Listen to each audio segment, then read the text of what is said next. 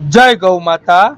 આજે તારીખ 13/9/2025 ના રોજ ગૌ સેવક હર્ષદભાઈ કાકડિયાના ધર્મપત્ની ડેનિસાબેન કાકડિયાના જન્મદિવસ નિમિત્તે ગૌ સેવક હર્ષદભાઈ કાકડિયાના સહયોગથી એક ગાડી લીલો ઘાસચારો કરુણા સેવક ગૌસેવા ચેરિટેબલ ટ્રસ્ટના ગૌ સેવકોએ સુરત પાંજરાપોળ આખાકોલ ગામની ગૌશાળાના ગૌવંશને અર્પણ કર્યો।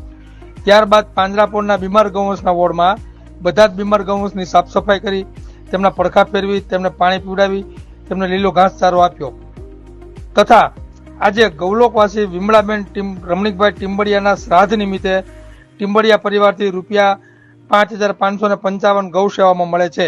જય ગૌ માતા, જય ગોપાલ।